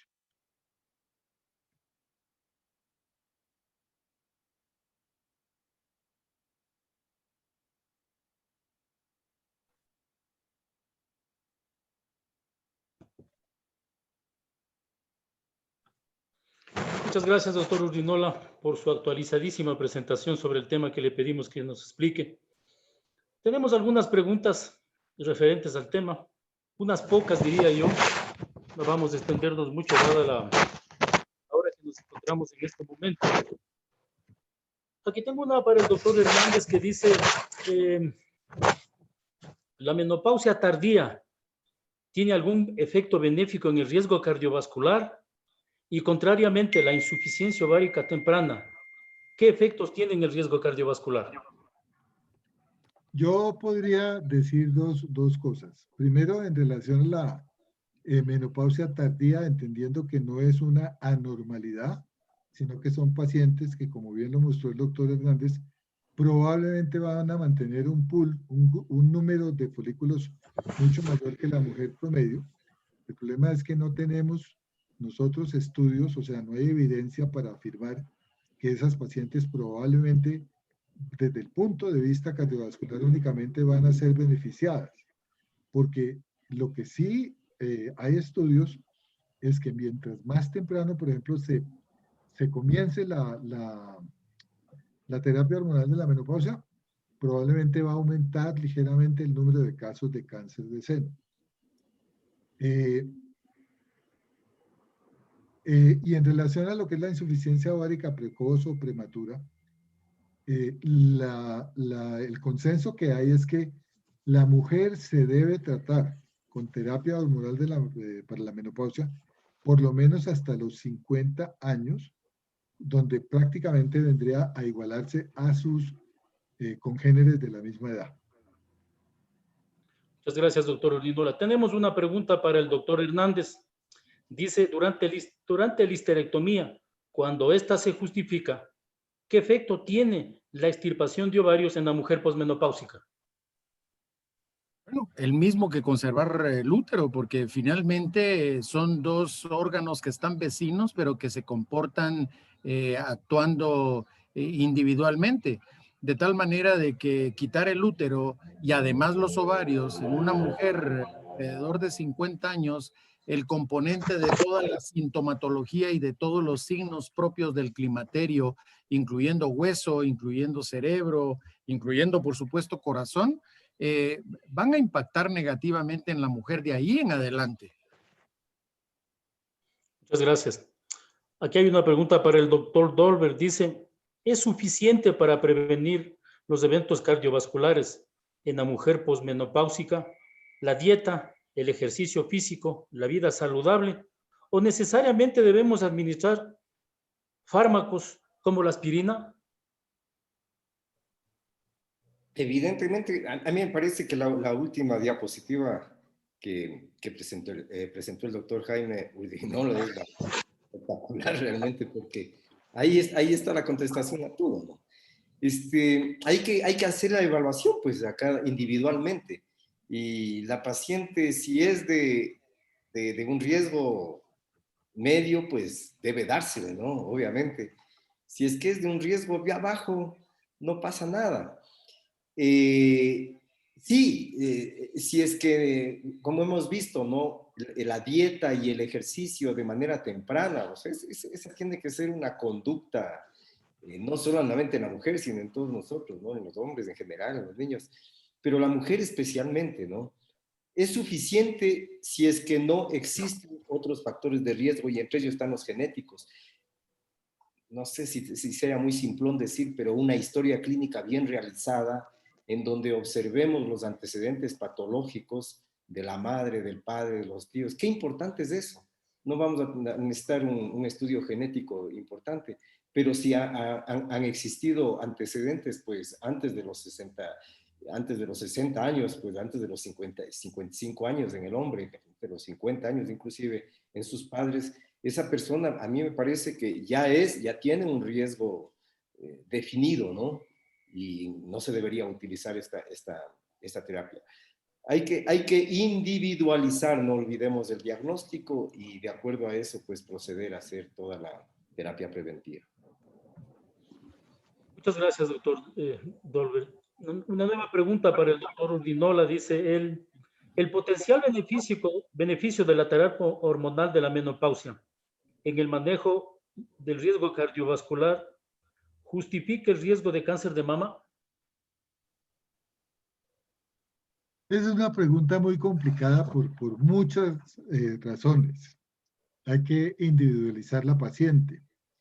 En segundo lugar, tenemos el factor pues, que no es tan preponderante como es la parte de la herencia. Nadie ha podido demostrar, por otra parte, que la terapia hormonal per se cause la carcinogénesis. Todos sabemos que los estrógenos son mitogénicos pero acuérdense que hay un estudio publicado en New England Journal of Medicine, creo que es a principios de los 90, donde se ve cómo desde el desarrollo de una sola célula en la mama de tipo canceroso son 12 años para poder que llegue a manifestarse en un tumor de 1 centímetro.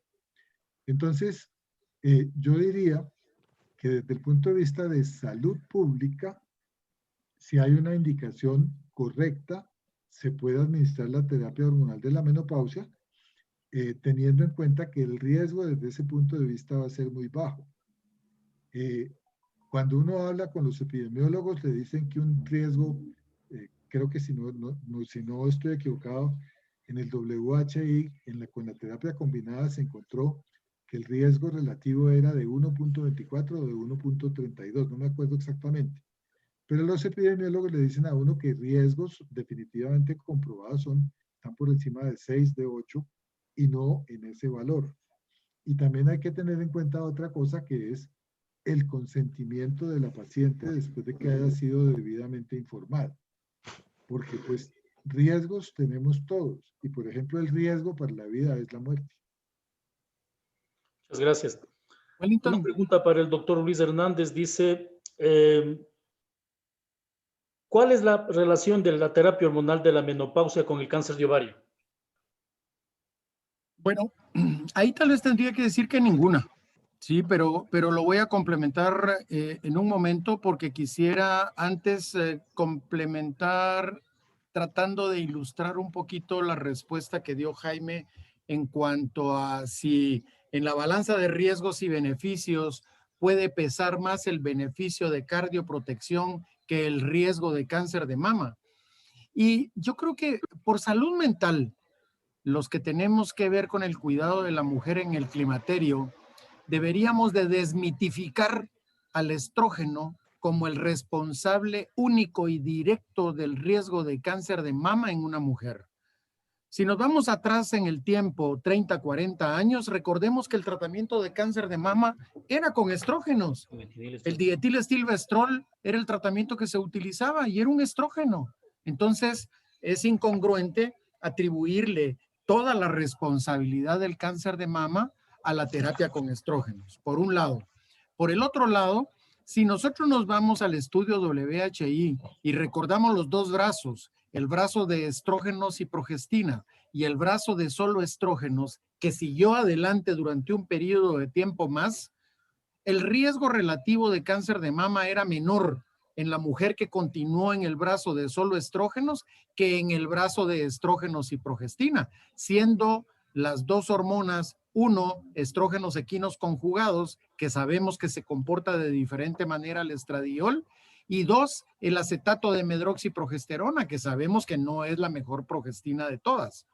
Entonces, yo no sería tan drástico en poner en la balanza de una paciente, como bien decía el doctor Dolberg y el doctor Urdinola, individualizando el caso, de poner en esa balanza de riesgos y beneficios que pesa más el riesgo de cáncer de mama que su protección cardiovascular, porque la incidencia de una y de la otra es mucho mayor, la de la enfermedad cardiovascular. Es mucho menor la del riesgo de cáncer de mama. Pero además, cuando pensemos en cáncer de mama, no solo pensemos en estrógenos. ¿Por qué no nos preocupa cuando tenemos a una paciente obesa que su número absoluto de presencia de cáncer de mama es mayor, teniendo un índice de masa corporal arriba de 30, que en aquella mujer que utiliza terapia hormonal por 10 años? ¿Qué pasa con la mujer que fuma? Con la mujer sedentaria, con la mujer que no da lactancia, con la mujer que tiene una menopausia tardía, que tiene más riesgo de cáncer de mama. No nos estamos preocupando por ella. Entonces, no quiero decir despreocupémonos del estrógeno en una paciente individual. Quiero decir, démosle el nivel que corresponde de una o de otra razón. Tuve la oportunidad de dar una plática en el Congreso Mundial de Climaterio en Madrid hace algunos años, y para ilustrar mi plática que tenía que ver con terapia hormonal y cáncer, me fui al Instituto Nacional de Cancerología de Guatemala y vi a todas aquellas mujeres con cáncer de mama y quienes habían usado estrógeno, terapia hormonal y quienes no.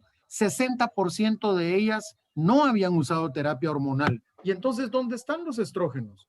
¿Dónde son ellos los directamente responsables? Ahora, por supuesto que si tengo a una paciente con antecedentes en línea materna de cáncer de mama, que no dio de mamar durante su etapa reproductiva, que fuma, que es obesa, que tiene 58 años y todavía mira sus reglas, por supuesto que ahí tiene un sinnúmero de factores de riesgo en donde yo voy a ser mucho más cauto en la utilización de una terapia hormonal. Pero en aquella mujer que hablaba el doctor Dolberg, la mayoría que llega a la transición menopáusica y que yo quiero ser preventivo, en donde tengo que comenzar por cambiarle sus estilos de vida. Son estilos de vida que tienen que ser más saludables, una dieta más balanceada, una dieta más sana, más ejercicio, mantener un peso en condiciones óptimas, no fumar, no tomar y por supuesto, desde mi particular punto de vista, la terapia hormonal de la menopausia es un adendum a la prevención, sobre todo de algunas enfermedades que son estrógeno dependientes en uno de sus componentes. Y en cuanto a cáncer de ovario, si bien sabemos que arriba de los 50 años aumenta la incidencia de cáncer de ovario, curiosamente cuando ese ovario ya dejó de funcionar, de todas maneras, la terapia de reemplazo hormonal o la terapia hormonal de la menopausia no está actuando en el ovario, está actuando en todo el sistema endocrino de la mujer. Entonces no tiene por qué incrementar el riesgo de cáncer de ovario. Sin embargo, sí vale la pena destacar que cuando hablamos de una terapia combinada de estrógenos y progestágenos, sí la estamos protegiendo contra cáncer de endometrio y además sí la estamos protegiendo contra cáncer de colon, porque la calidad y la cantidad de mucopolisacáridos que tiene relación con el cáncer de colon tiene un impacto favorable por los estrógenos que utilizamos en la terapia hormonal. Entonces, tenemos que ser un poco más abiertos cuando pensemos en la mujer en climaterio y a quién le vamos a dar terapia hormonal y a quién no. No nos asustemos con la terapia hormonal, pero que nuestro horizonte, que nuestro escenario sea un poco más amplio y no simplemente en la pared blanca ver el puntito negro para entonces atribuirle a la terapia de restitución hormonal todos aquellos daños, entre comillas, que aparecieron en el estudio WHI, porque no es tema de discusión en este momento y el doctor Dolberg lo tocó mucho, pero si nosotros comenzáramos a desglosar el estudio WHI, nos vamos a dar cuenta de un sinnúmero de sesgos probablemente malintencionados que trajeron como resultado las conclusiones del estudio WHI. Wellington, tú has hablado muchas veces de eso y Jaime también, entonces no me dejarán mentir, pero ¿con qué quiero terminar? Quiero terminar diciendo, ok, analicemos a la mujer individualmente y analicémosla como un todo. La mujer no es solo corazón, la mujer también es hueso, la mujer también es sexualidad y esos son componentes que se comprometen cuando hay un hipoestrogenismo. ¿Por qué la mujer tiene osteoporosis cuando es mayor? Entre otras cosas, claro, metele lo genético, la talla, su origen, el que sea asiática, el que sea chaparrita, el que sea delgada, sí, metele todos esos componentes, pero también metele el hipoestrogenismo como corresponsable de osteopenia primero y de osteoporosis después por el impacto negativo sobre las concentraciones de vitamina D y de calcio. Entonces, tenemos que ser cautos, mesurados, tener un sentido común y un criterio profesional amplio para, en torno de esta mujer que individualmente estoy evaluando, ver ventajas y desventajas. Y cuando pesen mucho más las ventajas que las desventajas, mucho más los beneficios que los riesgos, darle terapia hormonal en la menopausia y darle un control periódico a ella. Lo decía Jaime, en la mujer con falla ovárica prematura, hay que comenzar terapia hormonal tempranamente porque su deterioro va a comenzar 10, 15 años antes de lo que la mujer que llega a menopausia. ¿Hasta qué edad? Hasta los 50. Sí, perfecto. ¿Y qué pasa después de los 50? La estoy igualando a aquella mujer que dejó de tener actividad hormonal ovárica a los 50, pero su riesgo de ahí va a continuar o va a comenzar. Entonces, partiendo de ese criterio, si en esta mujer en particular el beneficio de la terapia hormonal es válido y es importante, ¿puedo seguir de los 50? Sí, por supuesto que puedo, porque estoy consciente de que le estoy dando un beneficio. Y por eso terminé mi plática diciendo que la prevención no es una opción, es una obligación. Y más de nosotros los ginecólogos, porque la tenemos ahí, sana. Y es aquella mujer que viene envejeciendo con nosotros y que adicionalmente está saliendo de su etapa reproductiva, entrando en un hipoestrogenismo que compromete su calidad de vida. Al final de cuentas, nosotros no podemos hacer que la mujer viva más. Ella va a vivir lo mismo, pero va a vivir con calidad de vida, que es lo que finalmente debería de ser el objetivo primordial de los que tenemos que ver con el cuidado de la mujer en la etapa del climaterio. Gracias, doctor Hernández. Para finalizar, ya casi una última pregunta a todos los profesores y una para el doctor Urdinola, que dice que si los fitoestrógenos tienen algún lugar en la prevención cardiovascular en la mujer posmenopáusica. Yo fui un entusiasta hace alrededor de unos 15 años, por lo menos, de los fitoestrógenos. Pero uno tiene que tener en cuenta que desafortunadamente los fitoestrógenos están en una concentración de 10 a la menos 12 o 10 a la menos 15, comparándola con los medicamentos que tenemos. Entonces, abandoné definitivamente la administración de fitoestrógenos de forma, ¿cómo diría yo?, externa. Acuérdense que fitoestrógenos tenemos en una gran cantidad de vegetales como la soya o inclusive como la papaya. Entonces, en ese momento, yo no le estoy recomendando a las pacientes adicionalmente tomar un fitoestrógeno. Si ellas tienen una dieta adecuada en ese sentido, como puede ser la de las poblaciones orientales, probablemente se van a beneficiar.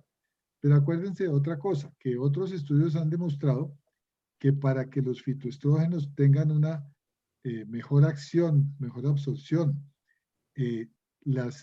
cuando se hace la comparación con las poblaciones orientales, nos damos cuenta que el componente de lo que es de lo que son todas las bacterias intestinales, que eso se llama bueno, no me acuerdo en estos momentos, es diferente a los que consumimos una dieta occidental. Entonces, ahí también habría que tener en cuenta esas diferencias. Gracias, doctor Urdinola. Al doctor Dolberg le preguntan, ¿por qué la dieta mediterránea es beneficiosa para prevenir el riesgo cardiovascular? Bueno, conocido es que la dieta occidental está sobrecargada pues, de hidratos de carbono, ¿no? En exceso. Por eso es que decía yo, ¿no? Los tres elementos, la genética, el contexto y el comportamiento del individuo. Comprobado está que este exceso de hidratos de carbono y de comida grasa y todas estas mezclas pues son el principal elemento aterogénico, ateroesclerótico, ateromatoso y que nos lleva pues a esta patología cardiovascular. La dieta debería ser en general, ¿no? La carne roja, ¿no? Se ha observado últimamente, pues, que es otro de los factores de riesgo, no solo en la mujer, ¿no? Sino en todos. De tal manera que si queremos vivir mejor, con más calidad de vida, es una dieta natural, ¿no? Y como les decía hace un momento, ahora que está en boga el problema de la contaminación, yo creo que haríamos también un gran favor al futuro de la humanidad si es que empezamos a tomar en cuenta esto que los jóvenes sobre todo, ¿no? Lo están haciendo con mucho ahínco. Pero definitivamente el exceso de carbohidratos, ya dijimos, pues las disglicemias que se empiezan a ver tempranamente cada vez más y estos procesos de adiposidad que también explicó el doctor Hernández, no hay a dónde ir, ¿no? No hay a dónde ir. Así que si se puede hacer un cambio, inclusive de la dieta en el momento de la menopausia, explicar eso a nuestros pacientes, pues estamos ganando mucho, ¿no?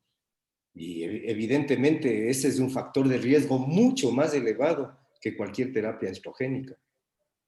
Gracias, doctor Dolber. Jaime, ¿querías hacer una puntualización, por favor?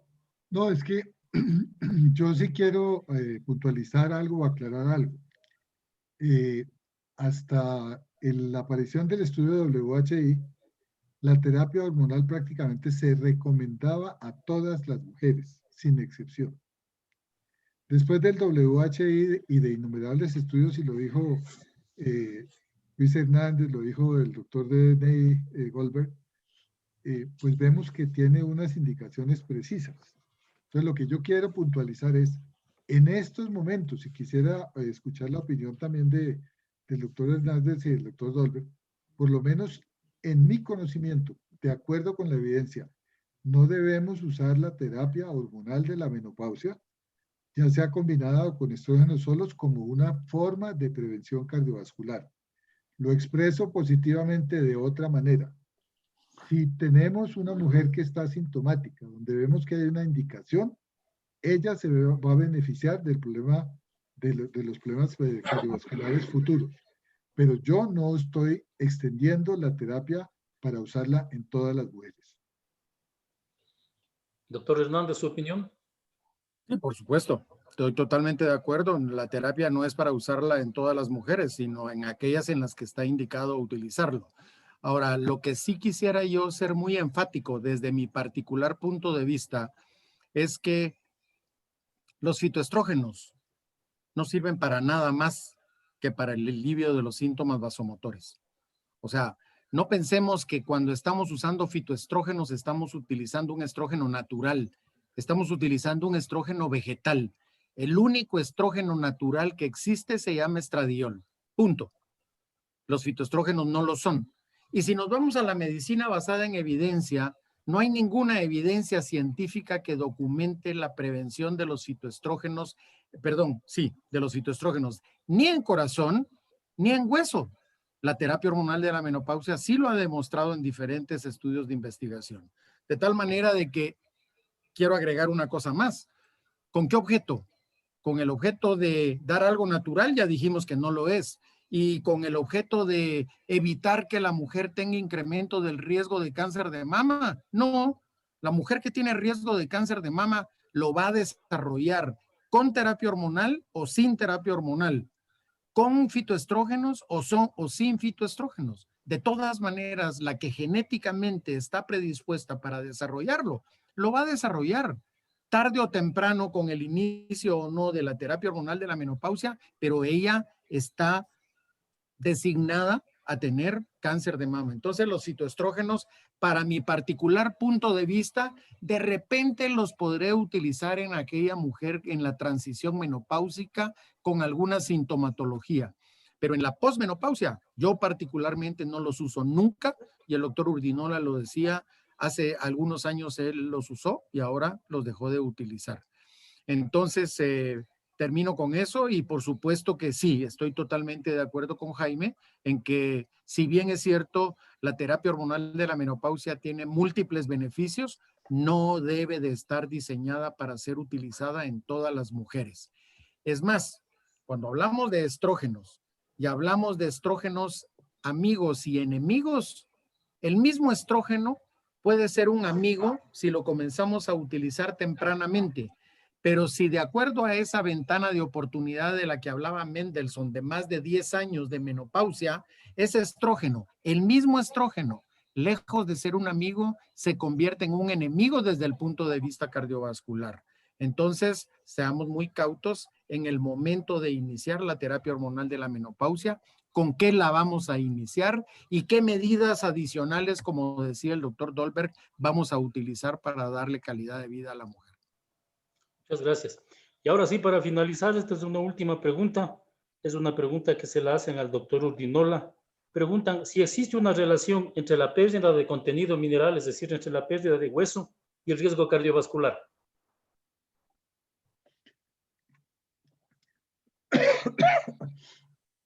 puede existir. Lo que pasa es que no puedo contestar la pregunta mencionando alguna evidencia. No conozco un estudio que haya evaluado esa relación directa, pero puede existir. Bueno, para finalizar, quiero expresarles nuevamente mi agradecimiento, mi gratitud a los profesores internacionales. Quiero enviarles un abrazo fraterno. Yo creo que las enseñanzas que han dejado en este webinar son invalorables, magníficas presentaciones, actualizadísimas. La gente que asistió a este webinar yo creo que ha sacado un beneficio que es incontable en este momento. Finalmente, también quiero agradecer al laboratorio Exeltis Pharma por su apoyo para la realización de este evento. Estoy seguro que ellos nos seguirán apoyando en un futuro para realizar nuevamente eventos de esta calidad, que es lo que nuestro auditorio se merece. Entonces, doy por finalizado este momento, este webinar, y agradezco también a todos los participantes que se quedaron hasta el último. Ellos son los que seguramente más beneficios han sacado. Muchísimas gracias. Buenas noches con todos. Muchas gracias, doctor Aguirre Buenas noches. y al Grupo Escolapio. Para Exeltis ha sido un placer y esperamos poder apoyarles nuevamente en el futuro a sus colegas y a todo el cuerpo médico ecuatoriano. Nuevamente, muchas gracias y buenas noches a todos. Buenas noches. Muchísimas gracias por la invitación. Feliz noche. Gracias.